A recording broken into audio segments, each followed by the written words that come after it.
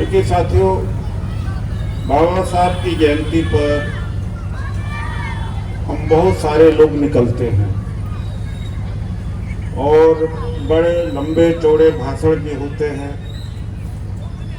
लेकिन एक जो संकट बहुत बड़ा खड़ा हुआ है,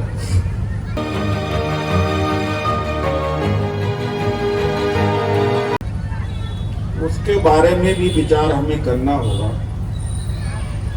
क्योंकि जो एक सोचने वाला, पढ़ने लिखने वाला वर्ग है, वो जो सरकार की नीतियां हैं उसकी वजह से समाप्त हो रहा है।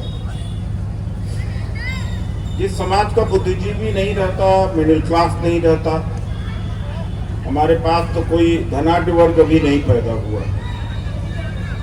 छोटे मोटे किसान है या गरीब है या मजदूर वर्ग है या मध्यम वर्ग का है, चाहे वो शिक्षा के क्षेत्र में हो, आरक्षण के कारण या सरकारी नौकरियों में। अभी पत्रिकाओं में भी नहीं जा पाए, जर्नलिस्ट भी नहीं बन पाए। ना हम आपके समय में जो नॉलेज इकोनॉमी है, ना किसी ट्रेडिंग में, कमर्शियल एक्टिविटीज में अभी हम नहीं पहुंच पाए। ये जो इधर से वजीफा भी खत्म हुआ और अभी शिक्षा का बहुत बड़ा निजीकरण हुआ। अभी लगभग 1000 यूनिवर्सिटीज हुई हैं। दुनिया बहुत बदल गई है, उसके हिसाब से सोचने की जरूरत है कि प्राइवेट यूनिवर्सिटीज में रिजर्वेशन के बगैर अब आगे आने वाले दिनों में हमारे बच्चे पढ़ नहीं पाएंगे, अच्छी शिक्षा प्राप्त नहीं कर पाएंगे। 2006 में ओबीसी के लिए प्राइवेट यूनिवर्सिटीज में रिजर्वेशन का बिल तैयार था, उसमें शायद हमारा भी भला हो जाता, लेकिन वो रुक गया और ओबीसी को मिला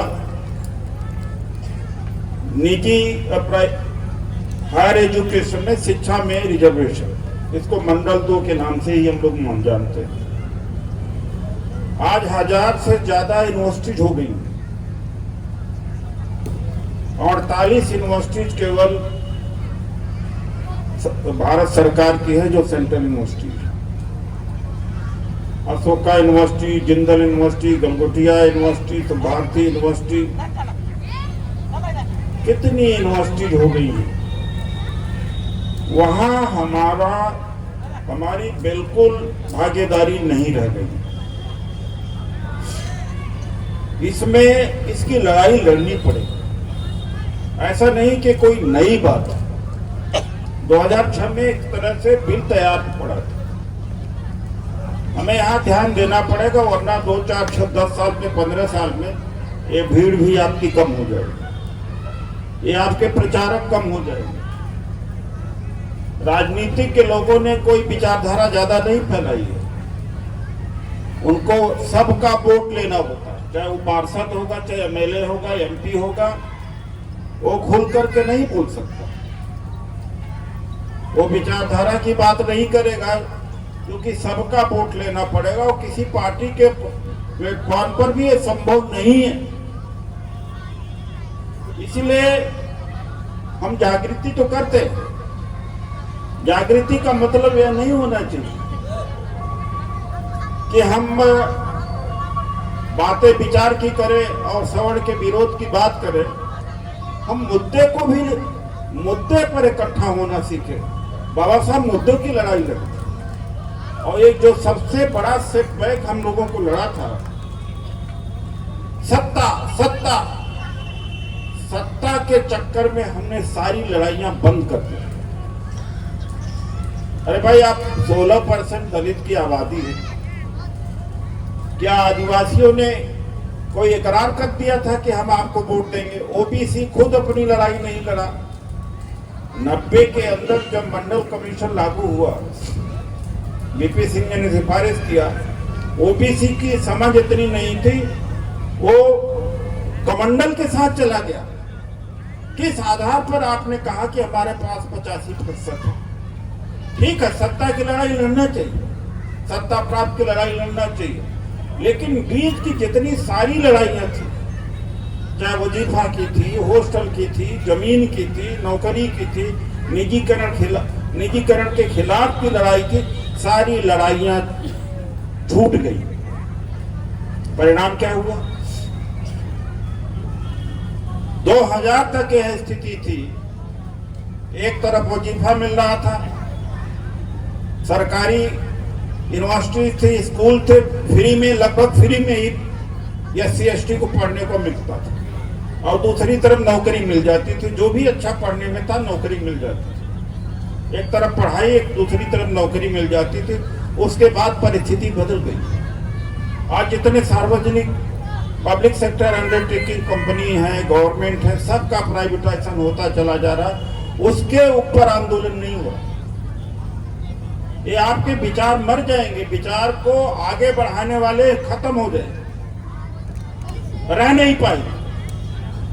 मूलतः कर्मचारियों ने फैलाया, जो शिक्षा के क्षेत्र में शिक्षकों ने फैलाया, स्टूडेंट ने फैलाया इस विचार को। ये बहुत बड़ा खतरा,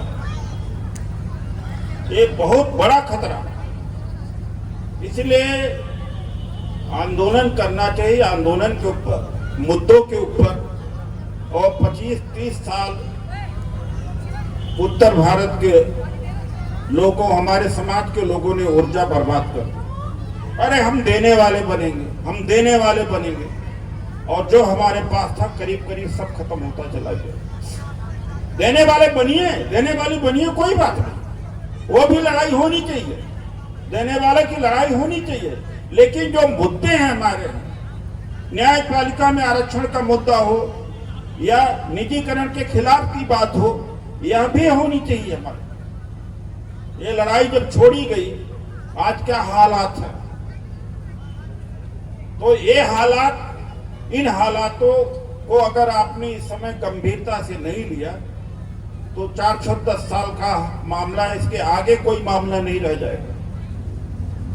जागृत करने वाला बुद्धिजीवी होता। कोई गांव में देखा कि जो हमारा छोटा किसान, हमारा मजदूर, रिटेलर है, वो विचार का वाहक नहीं है। अगर विचार के वाहक खत्म हो गए तो बड़ी मुश्किल आएगी, सदियों के लिए सोया जा सकता है। एक बात मैं ये कहूंगा। दूसरी बात, मैंने देखा RSS की वर्क, दलित समाज कितना भी दुत्कारे, ओबीसी समाज कितना भी दुत्कारे, तो भी वो उस मोहल्ले, उस गली में जाके चाय जरूर पीते। मैं अंदर की बात बता रहा हूं। योजना बनाते हैं कि चलो उस मोहल्ले में जा, तो हमारे भी दलित समाज को भी OBC के बीच जाना चाहिए। भले वो न बुलाए तो भी जाना चाहिए, क्योंकि अकेले 15-16% लोग नहीं लड़ सकते। 84% का वोट एक तरफ हो जाए और 16% के लोग अकेले नहीं लड़ सकते, कहीं भी नहीं लड़ते। पहले ऐसा था कि OBC में जागृति नहीं थी, अब जागृति OBC में आ गई। मंडल फर्स्ट, मंडल सेकंड के बाद में काफी इंटेलेक्चुअल पैदा होने लगे हैं, तो काफी विचारधारा के लोग आ गए। हमें उनके पास खुद जाना पड़ेगा। अगर अपनी संख्या नहीं बढ़ाए तो बड़ी मुश्किल है, हम लड़ाई नहीं लड़ पाए। नारों से लड़ाई नहीं लड़ जाती, तकरीरों से नहीं होती, सिरों से होती है। आज के जो हुकूमत है, आप समझते हैं कि आपके लिखने और पढ़ने और भाषण से कोई फर्क पड़ेगा? कतई नहीं पड़ने वाला है। जब तक आपकी संख्या नहीं दिखेगी सड़क पर, तब तक इनके ऊपर कोई दबाव हो ही नहीं सकता, क्योंकि आप जिसे मांग रहे हो उनके अंदर संवेदना नहीं है। ये बात आज हमारे लिए बहुत अहम, कोई किसी पार्टी में हो, लेकिन जब मुद्दा होना चाहिए, मुद्दा आए तो सबको एक होना चाहिए। तो एक बात और है कि ये सोशल मीडिया की वजह से हमारे आंदोलन मरे। आदमी की फ्रस्ट्रेशन, आदमी की भड़ास, वो वहीं पर निकाल दे रहा, अपना वीडियो बनाता है, अपना लिंक पढ़ देता है। 5-5, 6-6 घंटे औसतन लोग लगे। इससे भी बचने की कोशिश करना चाहिए। इसमें फायदे भी है, नुकसान भी। आज हमारे इसके वजह से लोग इकट्ठा नहीं हो पा रहे। सामाजिक आंदोलन के नाम पर इकट्ठा पकड़ कर लाना पड़ता। आप मैसेज भेज दीजिए। पहले के समय में था कोई आ जाए, जब तक कि ये न कहेंगे अरे भाई आपको ले आना, मौर्य जी कहे, PSKN जी कहे, भाई आपको आना ही आना है, एक एक को पकड़ करके लाना पड़ा। आज उस मोड़ पर हम लोग खड़े हैं। जब दिल्ली में चुनाव हो रहा था, रंजीत बहुत जी आप थे, हमें 2 मुद्दा समझ में आया और वो बात थी कि यहाँ हजारों 300 या 400 बौद्ध विहार, रविदास मंदिर है, वाल्मीकि मंदिर है, उनके पुजारियों को भी 18,000 रुपया महीना मिलना चाहिए। इस बात को हमने उठाया, हमने CM का घेराव किया। और एक बात है कि CM का तीर्थ यात्रा योजना वैष्णो देवी के लिए, केदारनाथ के लिए, अयोध्या के लिए फ्री में यात्रा कराई जाती है, तो बौद्धों को भी कराया जाना चाहिए, रविदासियों को भी कराना चाहिए। इसकी मांग करना चाहिए। ये दिल्ली सरकार से मांग की जा सकती है। इससे क्या है कि हमारा प्रमोशन बढ़ेगा, हमारे लोग तीर्थ यात्रा में जाएंगे। हमारा महू है, हमारा रविदास स्थली है, बोध गया है, दीक्षा भूमि है। और एक कांग्रेस के मैनिफेस्टो में ये बात ला दिया था, लेकिन एक बात कांग्रेस की नहीं है, बात ये समाज की है। इन दोनों मुद्दों के ऊपर दबाव बनाना पड़ेगा कि 18,000 हमारे भी बौद्ध भिक्षुओं को दिया जाना चाहिए, रविदास के पुजारियों को दिया जाना चाहिए।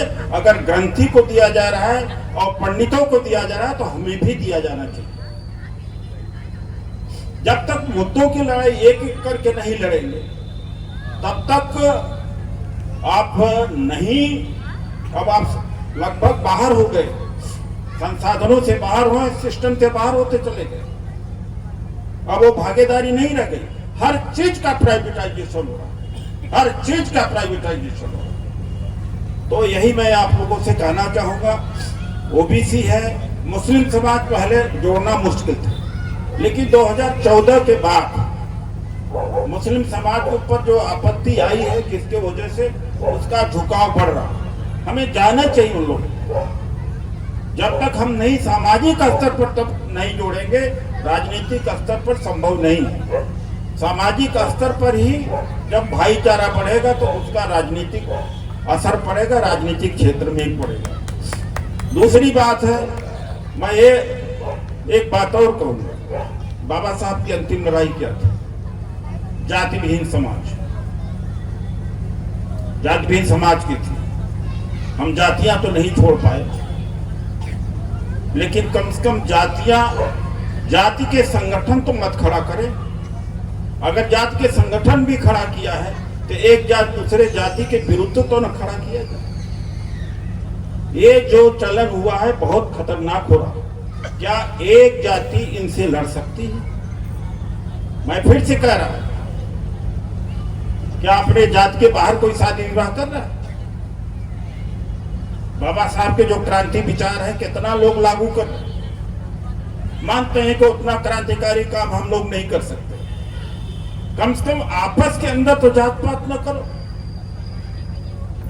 जो बात, कोई भी बात आपकी सही बात कहे, उसकी बात या फायदे की बात करे, विचारधारा की बात करे, उसका साथ देना चाहिए। मैंने देखा है गांव-गांव में जाकर के तमाम जगहों पर ये जो बंटवारा होता जा रहा है, ये नासूर के तौर पर बढ़ता चला जा रहा है। इसलिए हम लोग लगातार कमजोर होते चले जा रहे हैं।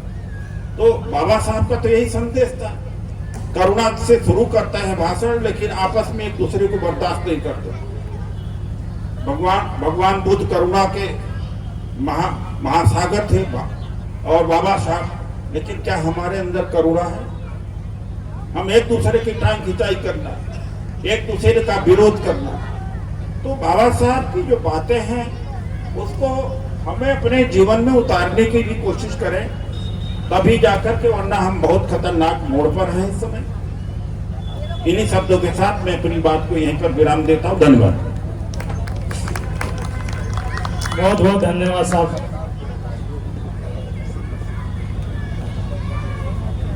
साहब का शॉल पहनाकर स्वागत कर दे हमारी भारतीय बौद्ध महासभा की टीम, भाई पदम सिंह केम साहब और राव साहब दोनों मिलकर साहब को एक शॉल पहनाकर सम्मानित करें और उनकी शील्ड अवदेश। अगले वक्ता के रूप में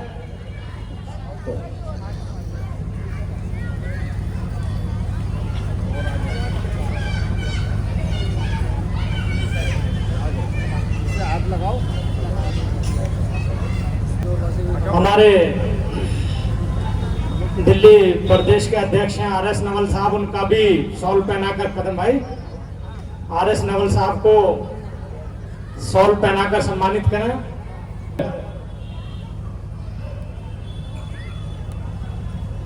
मैं राव साहब और पदम भाई से कहूंगा, आदरणीय वी सिंह प्रधान जी जो हमारे मुख्य समाज सेवी हैं, उनको भी शॉल पहनाकर सम्मानित करें।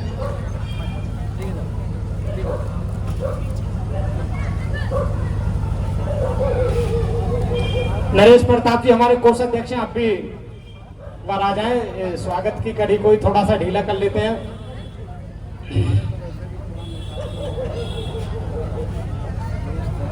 आदरणीय नरेश प्रताप जी को भी शॉल पहनाकर स्वागत करें।